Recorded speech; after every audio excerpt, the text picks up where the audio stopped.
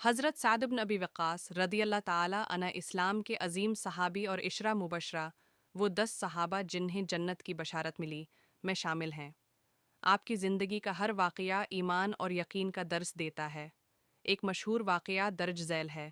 پہلا تیر چلانے کا واقعہ، حضرت سعد بن ابی وقاص رضی اللہ تعالی عنہ کو اسلام کے سب سے پہلے تیر چلانے کا شرف حاصل ہے۔ یہ واقعہ اس وقت کا ہے جب مسلمان مکہ مکرمہ میں مشرکین کے سازشوں اور ظلم و ستم کا شکار تھے۔ حضرت سعد رضی اللہ تعالی عنہ اور چند مسلمان ایک جنگل کی جگہ پر عبادت کے لیے جمع ہوئے تھے۔ مشرکین نے انہیں گھیر لیا اور ان کی عبادت کو روکنے کی کوشش کی۔ اس موقع پر حضرت سعد رضی اللہ تعالی عنہ نے ایک مشرک پر تیر چلایا، اور یہ اسلام کی تاریخ کا پہلا تیر تھا جو اللہ کے دین کی حفاظت کے لیے چلایا گیا۔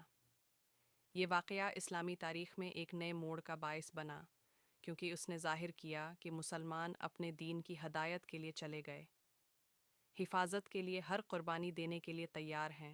حضرت سعد رضی اللہ تعالی عنہ کی یہ جرأت اور ہمت ان کے بلند ایمان اور اللہ کے رسول سے محبت کی عظیم مثال ہے۔